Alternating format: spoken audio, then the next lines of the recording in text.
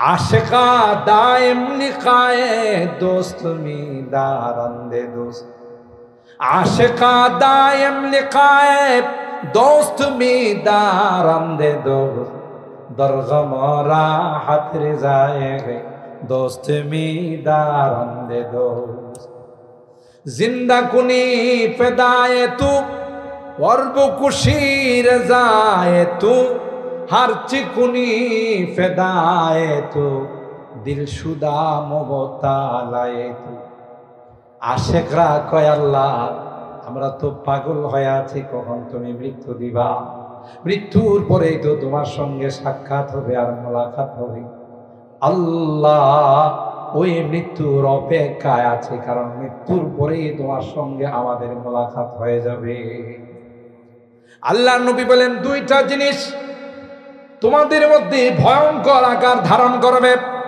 হুব্বুদ দুনিয়া ওয়া কারাহিয়াতুল মাউত দুনিয়ার প্রেম আর ভালোবাসা দুনিয়ার মহব্বত তোমাদের এমন গভীরে চলে যাবে মৃত্যুর আগের দিন পর্যন্ত তুমি তোমার সামনের ভবিষ্যৎ প্ল্যান নিয়ে আগাইবা অথচ আসরের সময় তোমার জানাজা হবে আসরের সময় তোমার জানাজা হবে জোহরেও তোমার খবর নাই ফজরের সময় তোমার খবর নাই আর এই দুনিয়া তোমাকে কবরের মাটি দিয়া থামাবে এই জন্যে কোরআনে বারবার আল্লাহ তাআলা বলেন দুনিয়া যেন তোমাদেরকে ধোঁকা না দে ফালা তাগুররান্নাকুমুল হায়াতুদ দুনিয়া ওয়ালা ইয়াগুররান্নাকুম বিল্লাহিল গারুর দুনিয়া যেন তোমাকে ধোঁকা দেয়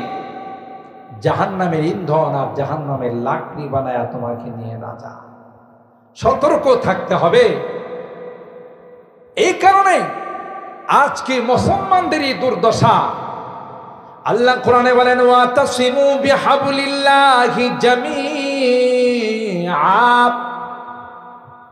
সকলে মিলে আল্লাহর রজ্জুকে মজবুত করে ধরে রাখো আল্লাহর রজ্জুকে কোরআনকে ছেড়ে দিবা বিজাতিরা তোমাদেরকে নিয়ে ফুটবল খেলবে ওয়া জামানা মুআজ্জাজ থে আমিলে কুরআ হোকর हम खार ज़लील हुए हैं तारिके कुरआ होकर সাহাবায়ে কেরাম গোটা বিশ্বের মধ্যে ছিল সকলের কাছে সমাদৃত সকলের শ্রদ্ধার পাত্র সবার কাছে অত্যন্ত তাজিমের বস্তু ছিল কেন ছিল তারা ছিল কোরআনের প্রেমিক জুড়ে বলেন ঠিক কিনা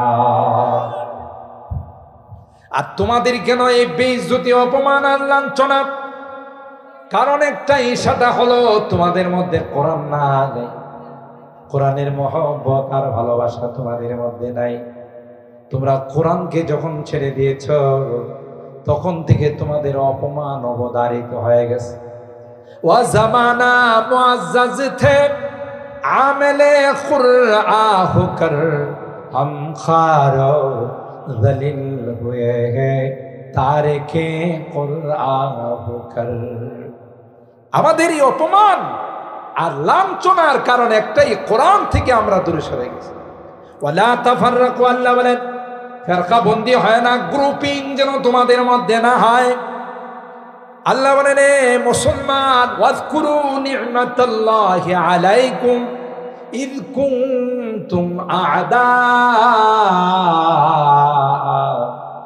فألف بين قلوبكم فأصبحتم بنعمته إخوانا যদিও এই আয়াত আউস আর খাজরাজ সম্পর্কে নাযিল হয়েছে উলামায়ে কেরাম জানেন আল ইবরাতু বিউমুমিন নাস বিউমুমিন নুসুস লা বিখুসুসিল মাওয়ারিদ কোরআনের শব্দ বলে তোমরা একটা সময় জাহান্নামের কিনারায় ছিলে জাহান্নামে মৃত্যুবরণ করলে তোমরা চলে যাই আমি আল্লাহ ঈমানের দৌলত দিই তোমাদেরকে মুসলমান বানায়া ওই জাহান্নামের শাস্তি থেকে, জাহান্নামের আযাব থেকে আমি আল্লাহ তোমাদেরকে রক্ষা করে জান্নাতের মেহমান বানাই দিলাম। হযরত ওমর অর্ধ জাহানের বাদশা ছিলেন, কোনো রাজপ্রাসাদ ছিল না। হযরত ওমর ইবনুল খাত্তাব রাদিয়াল্লাহু তাআলা, কোনো সিংহাসন ছিল না, বাগানে বসে বসে রাষ্ট্র চালাইত। সুদূর চায়না থেকে, চায়নার প্রেসিডেন্ট যখন হযরত ওমরের নাম শুনতো থরথর করে কাঁপতে থাকত। না জানে ওমর কত বড় শক্তির মালিক। দুইজন দূত পাঠাইলাম, দেখে আসো ওমরের সিংহাসন কত বড়, ওমরের সোলজার কত বেশি। এরা সফর করে আসলো, আমিরুল মুমিনিন হযরত ওমরকে তালাশ করে পায় না, রাজপ্রাসাদ পায় না, সিংহাসন তালাশ করে পায় না। একজন সাহাবীকে জিজ্ঞাসা করলো, এ ভাই, তোমাদের আমিরুল মুমিনিনের রাজপ্রাসাদটা কোথায়? রাজভবন, গণভবনটা কোথায়? সিংহাসনটা কোথায়? কই না, না, তার কোনো সিংহাসন নাই, তার কোনো রাজপ্রাসাদ নাই। তাইলে তিনি কোথায় বসে রাষ্ট্র চালায়? সাহাবী বললেন, আসো, যদি দেখতে চাও আমাদের আমিরুল মুমিনিনকে দেখে যাও। বাগানের এক কোনায় বসা, দূরের থেকে ইশারা করে কয়, ওই যে দেখা যায় তিনি হলেন আমিরুল মুমিনিন ওমর ইবনুল খাত্তাব। বাগানে 2 কদম ঢুকায়, আবার 2 কদম পিছনে নিয়ে যায়, সামনে যাওয়ার সাহস পায় না। সাহাবী কয়, কি ব্যাপার, সামনে কেন যাও না? কো ভাই, কেমন যেন ভয় লাগতেছে, তার সামনে যাওয়ার সাহস হচ্ছে না, অন্তরে কেমন যেন ভয়ভীতি অনুভব হচ্ছে, তাই সামনে যাওয়ার জন্য অগ্রসর হচ্ছে। আল্লাহ ইমানদারদেরকে ডাক দিয়া কয়, তোমাদের ভিতরে এমন এক জিনিস আমি আল্লাহ দিয়েছি, তোমরা যদি সঠিক করতে চলো রে, বিজেরাত বিজাতিরা তোমাদের মিসওয়াক দেখে তারা ময়দান ছেড়ে পালাবে। আমিরুল মুমিনিন, আমিরুল জিহাদ, জিহাদের আমির বললেন, কয়েকদিন হয়ে গেল যুদ্ধ হচ্ছে কিন্তু বিজয় আসতেছে না, ফাতা আসতেছে, মনে হয় আমাদের থেকে কোনো একটি শূন্য ছাড়া পড়ে গেছে। হযরত বড় হুজুর সুহিলপুর তাফসীর মাহফিলে আসতেন, আমি তখন ছাত্র। এই আল্লাহর বান্দাকে কখনো দেখা যায় নাই যে ওযু করছে, সেই বাসার থেকে ওযু করে তাফসীর মাহফিলে আসতেন। যতক্ষণ পর্যন্ত তাফসীর মাহফিলে থাকতেন কোনোদিন ওযু করতে দেখা যায় না। একদিন কোনো কারণে ওযু করতে বসলেন, পকেটে হাত দিয়ে কি যেন হারাই গেছে, আফসোস করে বলতেছেন, ইন্না লিল্লাহি ওয়া ইন্না ইলাইহি রাজিউন। আমরা মনে করছি হয়তো টাকা পড়ে গেছে, না হয় কোনো দামি জিনিস পকেট থেকে পড়ে গেছে। জিজ্ঞাসা করলাম, কি হারাই গেছে?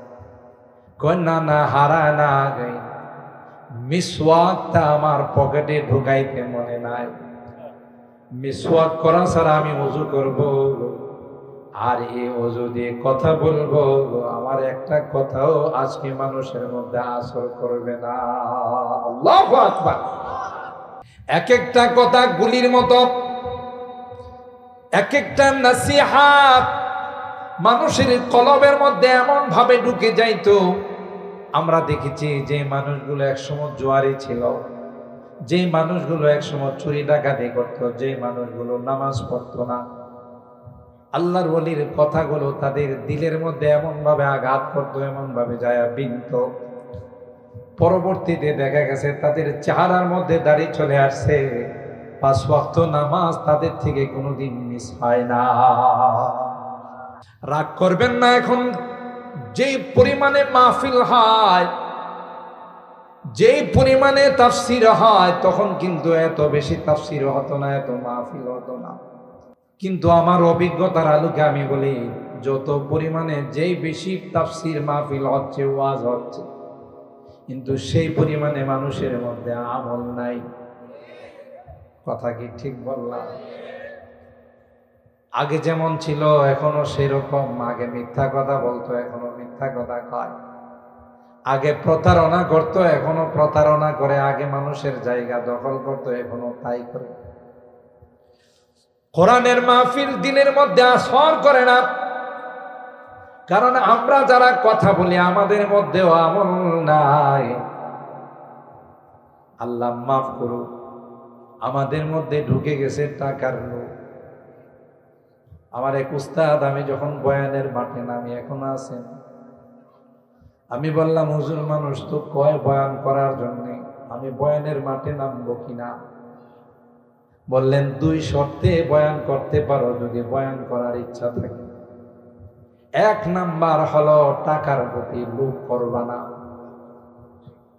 যেদিন টাকার প্রতি লোভ করবা সেদিন তোমার কথা মানুষের কাজে লাগবে না। ব্রাহ্মণবাড়িয়া থেকে অনেক সময় মাহফিল করে যায়, আপনারা রাগ করেন না, বিশ্বাস করবেন না, আমার পকেট থেকে 2000 টাকা দিয়ে তেল নিতে হয়, কিন্তু কোনোদিন কথা কারো কাছে প্রকাশ করি না। কারণ যেদিন টাকা চাইবো সেদিন থেকে আর কথার মধ্যে কোনো নূর থাকবে না। 2 নাম্বার শর্ত ছিল, হাদিস পড়াও, মাদ্রাসায় পড়াও, ওইটা কোনোদিন বাদ দিবা না। ওইটাকে আসল রাইখা যতটুক পারো বাহিরে দিনের খেদমত করবা। এখন আমাদের মধ্যে এখলাস না, অনেকে আছে চুক্তি করে এত টাকা না দিলে যাব না। আমাকে অনেকে ফোন দিয়া, হুজুর আপনার ডিমান্ড কত? আমি বলে, আমার ডিমান্ড যেহেতু বলছেন 2 লাখ। হুজুর এত টাকা? আমি যেহেতু ডিমান্ড বলছেন আমার চাইতেই হবে, কম সম চায় লাভ। 2 লাখ দিবেন? হুজুর এত তো দিতে পারবো না। তাহলে বলেন এত দর কষাকষি হোক, কত দিতে পারবো? 1.5 লাখ দিতে পারবো না? এত তো দিতে পারবো না। তাহলে জিজ্ঞাসা করলেন, দিতেই পারবেন না তো জিজ্ঞাসা করলেন? এটা একটা ব্যাপক মহামারী হয়ে গেছে। ছোট ছোট বাচ্চাগুলো বয়ান করে, এরা কন্টাক্ট করে বয়ানে যায়, এজন্য কোন রকমের আসর হয় না কথার মধ্যে। এ খতিবে বাঙ্গাল কতদিন যাবৎ মাঠে আছে, আজ পর্যন্ত আমি দেখি নাই কোথাও টাকা বসে নিয়ে কোনো বার্গেনিং করছে। কথা বলেন ঠিক কিনা? কারণ এরা বড়দের সুহবত পাইছে। হযরত বড় হুজুর রহমাতুল্লাহ আলাইহির ছাত্র হযরত হাফিজজির জুতা টানছে, এমনি আল্লাহ এত বড় বানায় নাই। হযরত শাইখুল হাদিস রহমাতুল্লাহ আলাইহির সাথে ছিলেন, কোনদিন চাইতে আমি অন্তত পক্ষে দেখি নাই। আমাদের আকাবেররা হযরত বড় হুজুর রহমাতুল্লাহ আলাইহি সুইলপুর তাফসীর মাঠে তাফসীর শেষে যা দিত, এত টাকা দিয়ে আমি কি করব, অর্ধেক তাফসীর মাঠে আবার দিয়া যাইত। সুবহানাল্লাহ কইবেন না? এমনি কি ওনাদের কথায় মানুষ হেদায়েত পাইছে?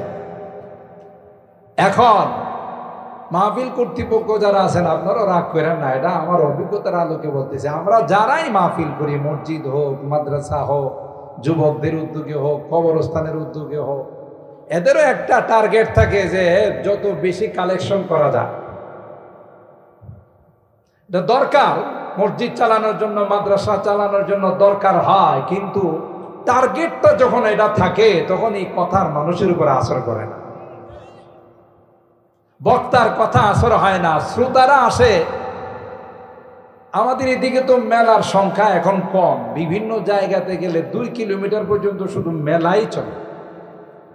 শ্রোতারা অনেকে আসে যে একটা বাৎসরিক মাহফিল হচ্ছে, মেলাতে অনেক কিছু পাওয়া যাবে, শ্বশুর বাড়িতে দাওয়াত দিছে, দাওয়াতও ভালো করে খাওয়া যাবে, মাহফিল একটু শুনলে শুনলাম, না শুনলে নাই। যেই কারণে ফলাফল জিরুর কোঠায়, ফলাফল কিছুই পাওয়া যায় না। ঠিক কিনা বলেন? ওয়ালা ইয়ানজিআন্নাল্লাহু মিন সুদুরি আদুবিকুমুল মাহাবাতা মিনকুম ওয়ালা ইয়াকযিফান্নাল্লাহু ফি কুলুবিকুমুল ওয়াহান।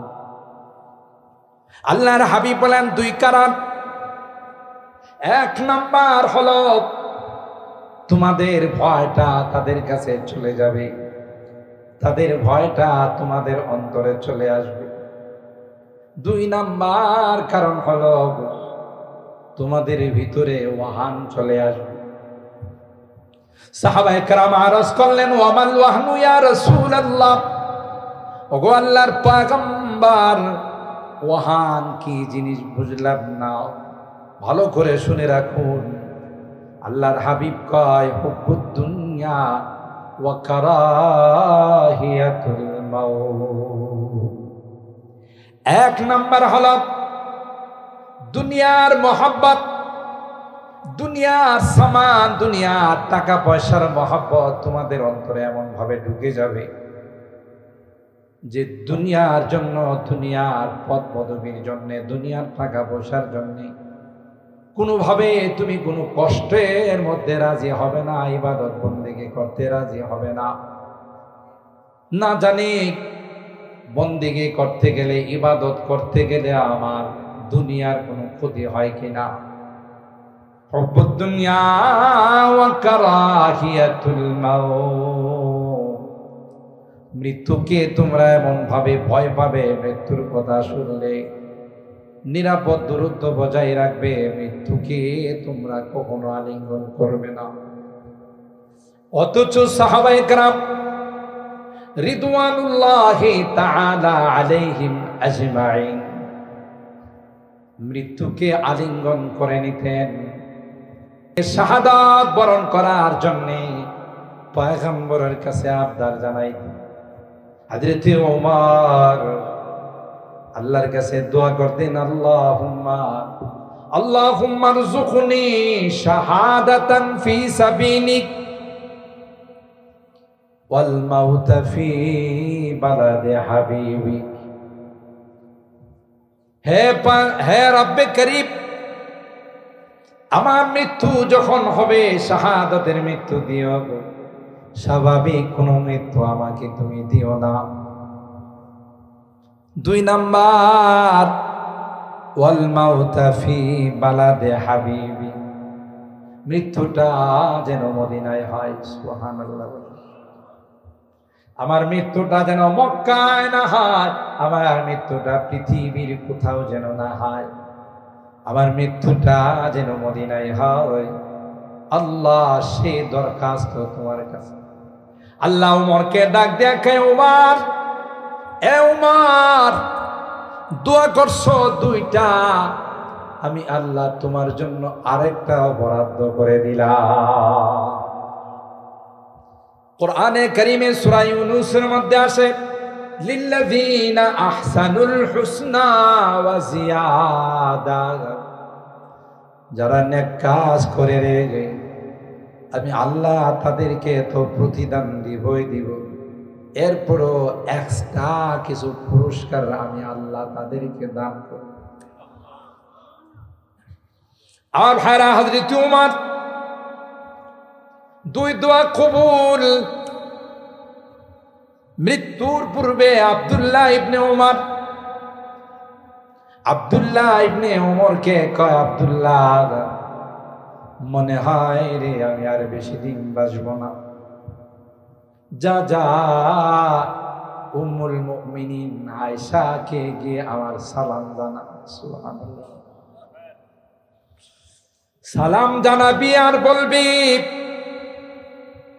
এ উম্মুল মুমিনিন আম্মা জান, আমিরুল মুমিনিন হযরতে ওমর আপনাকে সালাম জানাইছে গো, আর একটু পারমিশন চেয়েছে। সারাটা জীবন যেই দু বন্ধুর সঙ্গে কাটাইছেন, আল্লাহর হাবিব হযরতে আবু বকর, দিলটা চায় মৃত্যুর পরেও তাদের সঙ্গে তিনি শুয়ে থাকবেন। সুবহানাল্লাহ। নবীরা যেখানে ইন্তেকাল করেন, তাদের দাফন সেখানে হয়। আম্মা জান আয়েশা সিদ্দিকা রাদিয়াল্লাহু তাআলা আনহা আল্লাহর কাছে দোয়া করতেন, আল্লাহ তোমার নবী আমাকে এত ভালোবাসে, এত মহব্বত করে গো, তোমার নবীর ইন্তেকালটা যেন আয়েশার কুলের মধ্যে হয়। তাই হলো আল্লাহর নবী যখন মৃত্যুর সময় যখন ঘনিয়ে গেল, বারবার আল্লাহর হাবিব বুখারী শরীফের মধ্যে আসে, জিজ্ঞাসা করে আইনা আনা গাদা, আমি আগামীকাল কার ঘরে থাকবো? আম্মা জানরা বুঝে ফেলছে যে আল্লাহর নবী তো আয়েশার ঘরে যাইতে চায়। আম্মা জান আয়েশা সিদ্দিকা রাদিয়াল্লাহু তাআলা আনহা বলেন, নবী আমার ঘরে চলে আসলেন। আল্লাহর নবী ব্যথায় কাতর হয়ে আমার কুলে বসে আছেন, মাথাটা আমার রানের উপরে আছে।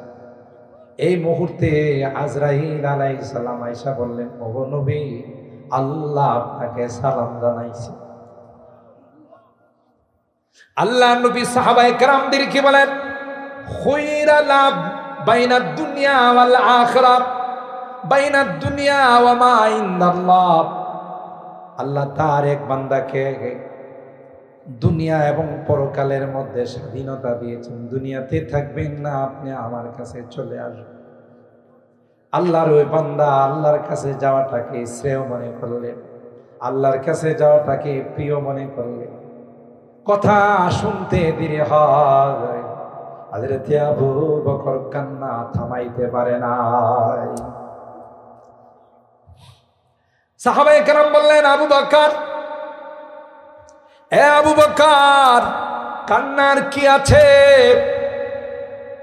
একজন মানুষের কথা বলল, তিনি দুনিয়া এবং পরকালের দুইটার কোনোটা অবলম্বন করতে পারে।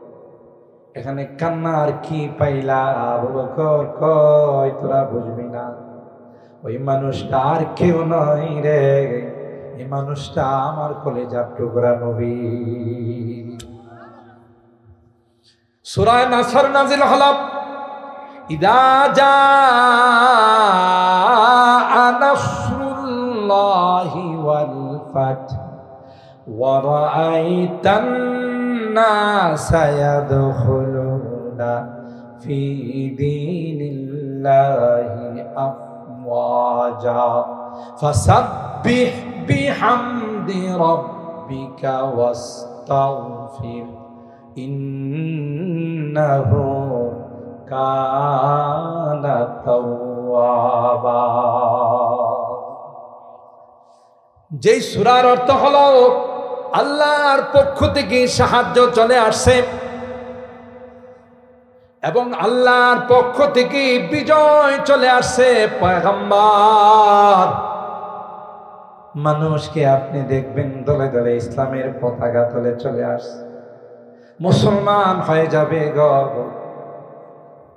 আপনার কাজ হলো আপনি শুধু আল্লাহর প্রশংসা করুন, আল্লাহর তাসবিহ তাহলিল পবিত্রতা বর্ণনা করুন, আল্লাহর কাছে আপনি ক্ষমা চান।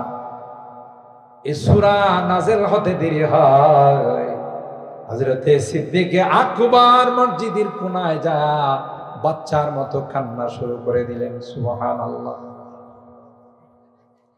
সাহাবায়ে কেরাম বললেন, আবু বকর, এ আবু বকর, কান্নার কি পাইলা? এই সূরার মধ্যে সুসংবাদ দিয়েছেন যে মানুষ দলে দলে ইসলামে প্রবেশ করবে।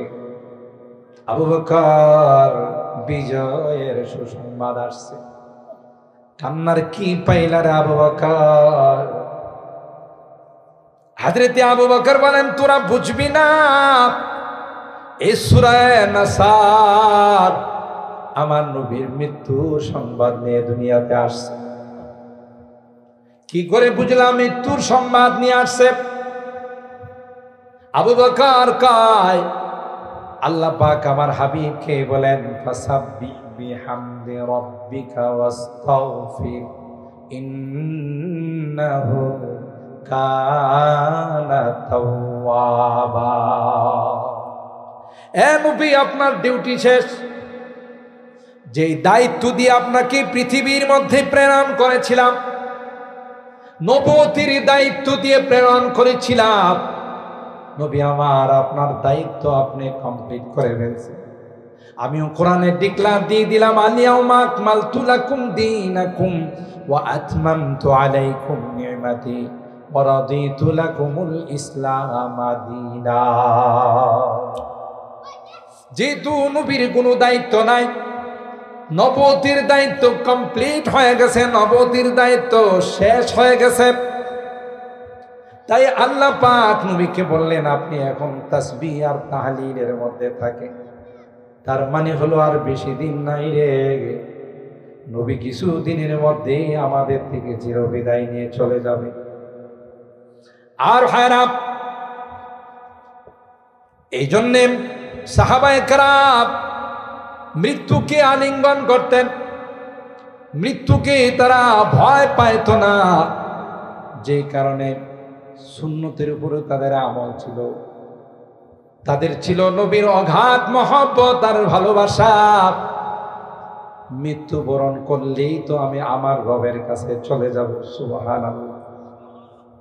আশিকা দায়েম লিকায়ে দোস্ত মি দারান্দে দোস্ত, আশিকা দায়েম লিকায়ে দোস্ত মি দারান্দে দোস্ত, দরগম রাহত রিজায়ে দোস্ত মি দারান্দে দোস্ত, জিন্দা কুনি ফিদায়ে তু ওয়ারব কুশির জায়ে তু, हर चिकुनी फेदाए तू दिल शुदा मुबतालाए तू। आशिकरा कय আল্লাহ আমরা তো পাগল হয়ে আছি, কখন তুমি মৃত্যু দিবা, মৃত্যুর পরেই তো তোমার সঙ্গে সাক্ষাৎ হবে আর মোলাকাত হবে। আল্লাহ ওই মৃত্যুর অপেক্ষায় আছে, কারণ মৃত্যুর পরেই তোমার সঙ্গে আমাদের মোলাকাত হয়ে যাবে। আল্লাহর নবী বলেন দুইটা জিনিস তোমাদের মধ্যে ভয়ঙ্কর আকার ধারণ করবে, হুব্বুদ দুনিয়া ওয়া কারাহিয়াতুল মাউত, দুনিয়ার প্রেম আর ভালোবাসা, দুনিয়ার মহব্বত তোমাদের এমন গভীরে চলে যাবে, মৃত্যুর আগের দিন পর্যন্ত তুমি তোমার সামনের ভবিষ্যৎ প্ল্যান নিয়ে আগাইবা, অথচ আসরের সময় তোমার জানাজা হবে, আসরের সময় তোমার জানাজা হবে, জোহরেও তোমার খবর নাই, ফজরের সময় তোমার খবর নাই, আর এই দুনিয়া তোমাকে কবরের মাটি দিয়া থামাবে। এই জন্যে কোরআনে বারবার আল্লাহ তাআলা বলেন দুনিয়া যেন তোমাদেরকে ধোঁকা না দে, ফালা তাগুররান্নাকুমুল হায়াতুদ দুনিয়া ওয়ালা ইয়াগুররান্নাকুম বিল্লাহিল গারুর। দুনিয়া যেন তোমাকে ধোঁকা দেয়, জাহান্নামের ইন্ধন আর জাহান্নামের লাকড়ি বানায়া তোমাকে নিয়ে না যা। সতর্ক থাকতে হবে। এই কারণে আজকে মুসলমানদেরই দুর্দশা। আল্লাহ কোরআনে বলেন ওয়াতাসিমু বিহাবলিল্লাহি জামিআ, সকলে মিলে আল্লাহর রজ্জুকে মজবুত করে ধরে রাখো। আল্লাহর রজ্জুকে, কোরআনকে ছেড়ে দিবা, বিজাতিরা তোমাদেরকে নিয়ে ফুটবল খেলবে। ওয়া জামানা মুআজ্জাজ থে আমিলে কুরআ হোকর, हम खार ज़लील हुए हैं तारिके कुरआ होकर। সাহাবায়ে কেরাম গোটা বিশ্বের মধ্যে ছিল, সকলের কাছে সমাদৃত, সকলের শ্রদ্ধার পাত্র, সবার কাছে অত্যন্ত তাজিমের বস্তু ছিল। কেন ছিল? কেন ছিল? তারা ছিল কোরআনের প্রেমিক। জুড়ে বলেন ঠিক কিনা? আর তোমাদের কেন এই বেইজ্জতি, অপমান আর লাঞ্ছনা? কারণ একটাই, সেটা হলো তোমাদের মধ্যে কোরআন নাই, কোরআনের মহব্বত আর ভালোবাসা তোমাদের মধ্যে নাই। তোমরা কোরআনকে যখন ছেড়ে দিয়েছ, তখন থেকে তোমাদের অপমান অবধারিত হয়ে গেছে। ওয়া জামানা মুআজ্জাজ থে আমেলে কুরআ হোকর, हम खार ज़लील हुए हैं तारिके कुरआ होकर। আমাদের এই অপমান আর লাঞ্ছনার কারণ একটাই, কোরআন থেকে আমরা দূরে সরে গেছি। ওয়ালা তাফাররাকু, আল্লাহ বলেন ফেরকা বন্দি হয় না, গ্রুপিং যেন তোমাদের মধ্যে না হয়। আল্লাহ বলেন এ মুসলমান, ওয়াজকুরু নি'মাতাল্লাহি আলাইকুম ইয কুনতুম আ'দা ফাআল্লাফা বাইনা কুলুবিকুম ফাআসবাহতুম বিনি'মাতিহি ইখওয়ানা।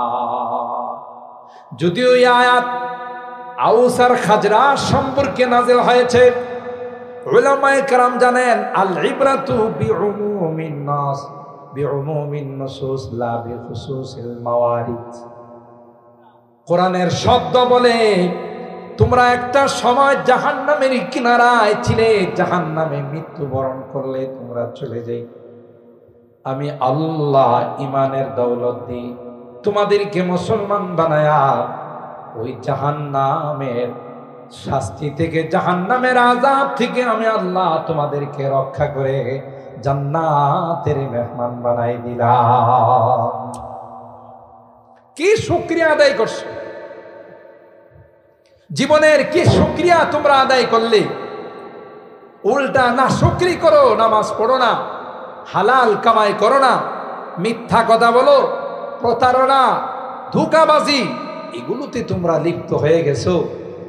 আরে নাফরমান, তোকে যেই সকল নিয়ামত আমি আল্লাহ দিয়েছি, গোটা জিন্দেগি সিজদায় পড়ে থাকলেও এই সকল নিয়ামতের শুকরিয়া আদায়, ঠিক কিনা বলেন? ওয়া কুনতুম আলা শাফা হুফরাতিম মিনান নার। আউস আর খাজরাজ এদের মধ্যে চির বৈরিতা ছিল, চির শত্রুতা ছিল। এমনকি তাফসীরের কিতাবের মধ্যে আসে, কেউ যখন মারা যাইতো তার সন্তানদেরকে ওসিয়ত করে যাইত, আমি প্রতিশোধ নিতে পারলাম না, তোরা যদি আমার সন্তান হয়ে থাকো তাইলে প্রতিশোধরা নিও। প্রতিশোধ নেওয়ার জন্য ওসিয়ত করত। এইভাবে তাদের মধ্যে চির বৈরিতা ছিল, দুশ্মনী ছিল, আদাওয়াতি ছিল। আল্লাহ পাক ডাক দিয়া কয়, ইমানের রজ্জু দিয়ে, কালমার রজ্জু দিয়ে আমি আল্লাহ তোমাদেরকে এমন ভাবে মিলাই দিলাম, এখন তোমরা একজনকে ছাড়া আরেকজন খানা খাইতেও বসো না। এমনকি যখন মুহাজিররা হিজরত করে আনসারদের কাছে গেলেন, মদিনার আনসারী সাহাবীরা মুহাজিরকে ডাক দেয়া কয়, ভাই সব কিছু ফেলে তোমরা দ্বীনের জন্য, ইসলামের জন্য বাড়ি ত্যাগ করলা, গাড়ি ত্যাগ করলা, আত্মীয় স্বজন হারাইলা, জায়গা জমি সব কিছু ছেড়ে দিয়ে আসলাম, মাতৃভূমিটা পর্যন্ত ত্যাগ করে আসলাম, তোমাদেরকে স্বাগতম, আহলান সাহলা, তোমাদের জন্য মারহাবা।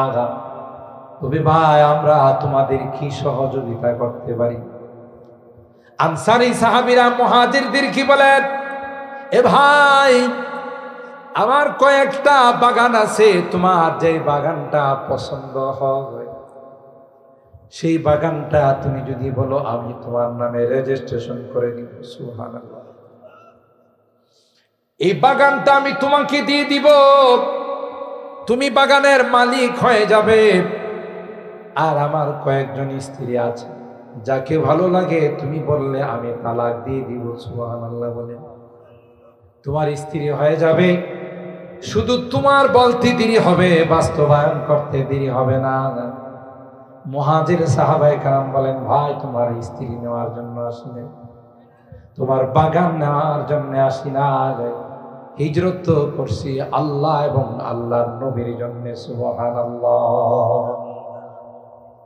সুতরাং তোমাদের বাগান নিব না, তোমার স্ত্রী কি বিয়ে করব না,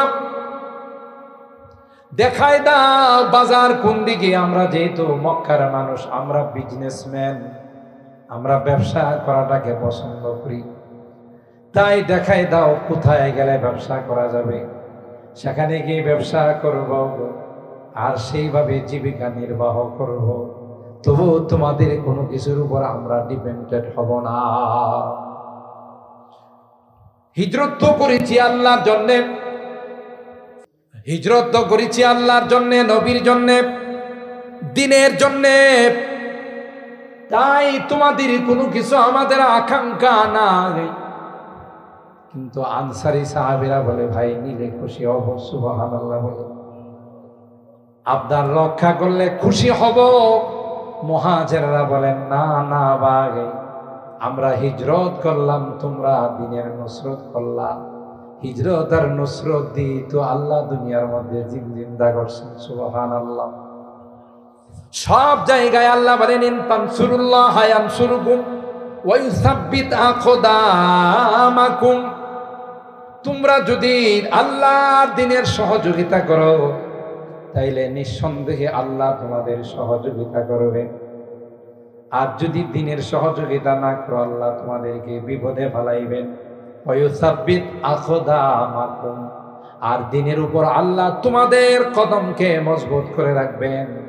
শুধু তাই নয়, কবরে কিয়ামতের কঠিন ময়দানে তোমাদের এই নুসরত আর তোমাদের এই সাহায্য আল্লাহর আদালতে গিয়ে তোমাদের জন্য সুপারিশ করবে।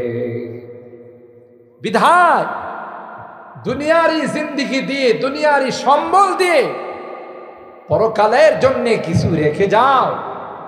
দুনিয়ার মহব্বত অন্তরের মণিকোঠায় যেন ঢুকতে না পারে, তাইলে এই দুনিয়া তোমাকে চিরদিনের জন্য বরবাদ করে ফেলবে। তখন তুমি আফসোস করবা, হায় হায়, আমার না অনেক টাকা পয়সা ছিল, আমার না অনেক ধন সম্পদ ছিল, আজকে কোনোটাই আমার কাজে আসতেছে না। ইয়া লাইতাহা কানাতিল কাদিয়া মা আওনা আন্নি মালিয়া হালাকা আন্নি সুলতানিয়া।